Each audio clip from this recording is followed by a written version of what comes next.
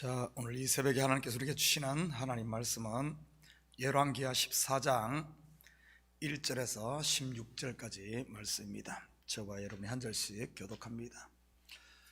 이스라엘의 왕 여호와스의 아들 여호와스 제2년에 유다의 왕 요아스의 아들 아마샤가 왕이 되니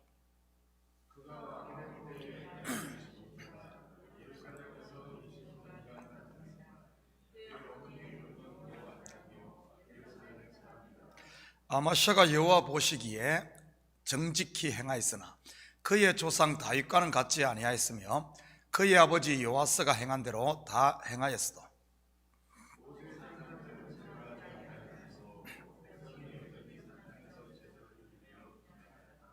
나라가 그의 손에 굳게 섬에 그의 부왕을 죽인 신복들을 죽였으나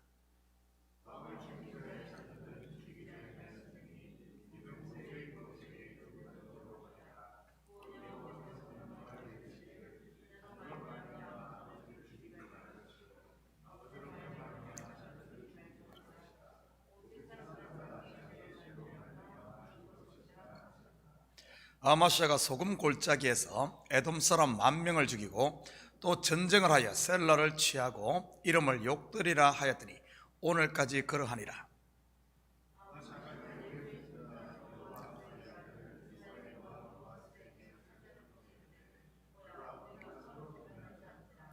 이스라엘의 왕 요아스가 유다의 왕 아마샤에게 사람을 보내 이르되 레바논 가시나무가 레바논 백향목에게 청가를 보내어 이르기를 내 딸을 내 아들에게 주어 아내로 삼게 하라 하였더니 레바논 들짐승이 지나가다가 그 가시나무를 짓밟았느니라.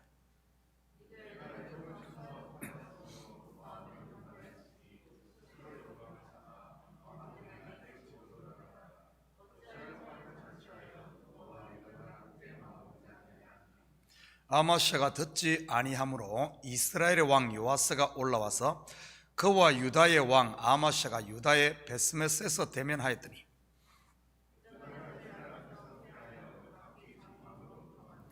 이스라엘 왕 요아스가 베스메스에서 아하시아의 손자 요아스의 아들 유다 왕 아마샤를 사로잡고 예루살렘에 이르러 예루살렘 성벽을 에브라임 문에서부터 성 모퉁이 문까지 400규빗을 헐고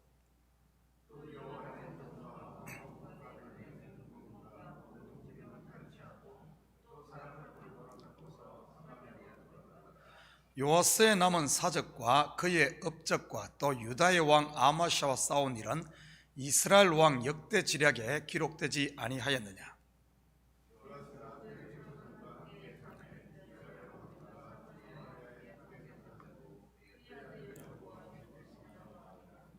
아멘. 좋은 아침입니다. 오늘 본문은 남유다 제9대 왕으로 등극하여 29년을 치리한 아마샤에 대해 소개하고 있습니다.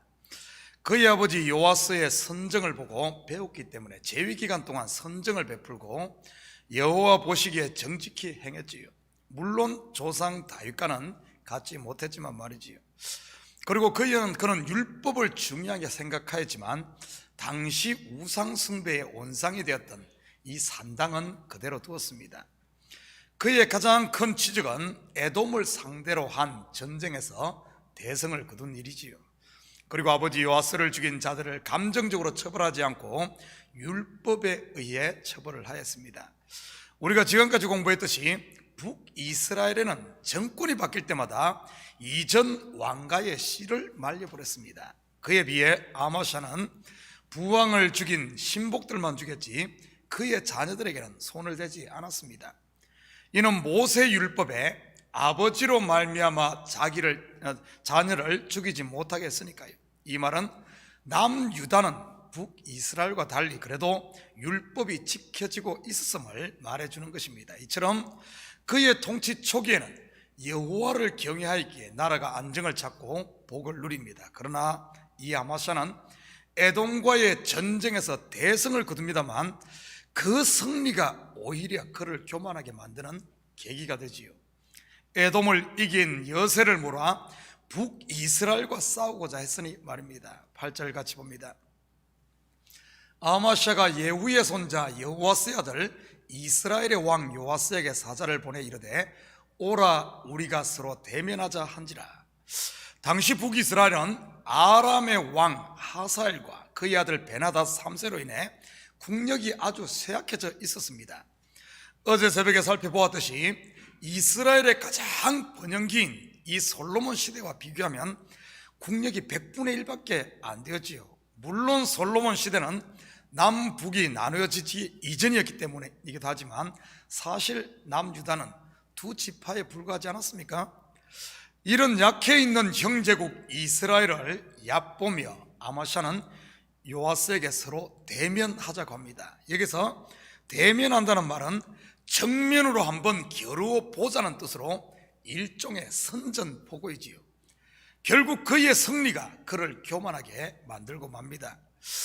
이렇게 남유다 왕 아마샤의 선전포고를 들은 요아스는 싸움을 피하려고 했습니다. 요아스의 말을 들어볼까요? 10절 같이 봅니다. 네가 에돔을 쳐서 파하였으므로 마음이 교만하였으니 스스로 영광을 삼아 왕궁에나 내 집으로 돌아가라. 어찌하여 화를 자초하여 너와 유다가 함께 망하고자 하느냐 하니. 사실 하나님께서는 요아스의 입을 통해 이 교만에 있는 아마샤의 그 교만을 책망했던 것입니다. 그런데 스스로 승리에 도취된 그는 이 요아스의 말을 듣지 않지요. 혹시 요아스의 이러한 모습이 지금 내 속에는 없습니까? 교만이라는 사단이 뿌린 가라지 말이지요. 뱀이 거짓말이라고 하는 이 쟁기로 하와의 마음을 갈고 뿌린 씨가 바로 하나님과 같이 되려고 하는 이 교만입니다. 그런데 이 교만은 결국 선악과를 따먹게 되고 결국은 어떤가 하면 사망에 이르게 되는 것입니다.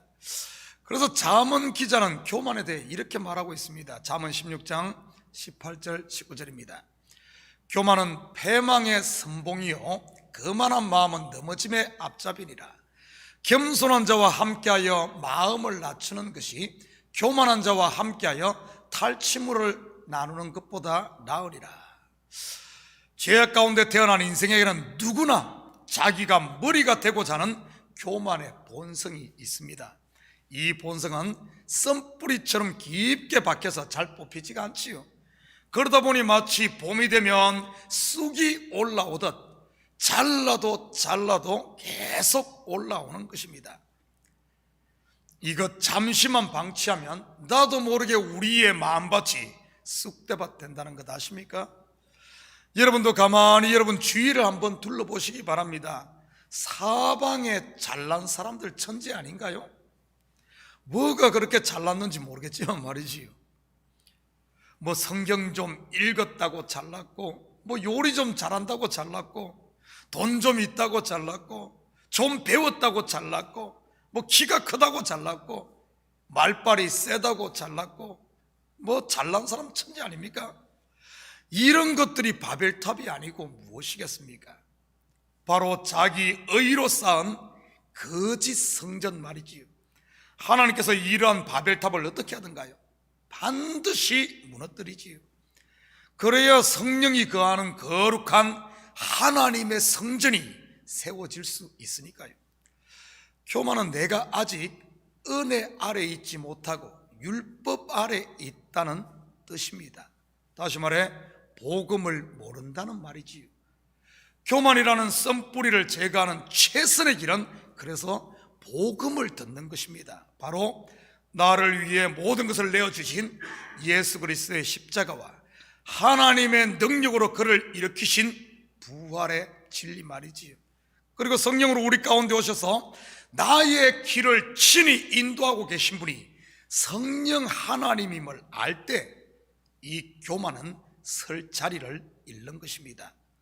복음을 모르니 내가 다 잘나서, 내가 선택을 잘해서, 내가 똑똑해서 뭐가 되는 줄로 이렇게 아는 것입니다. 11절 12절입니다.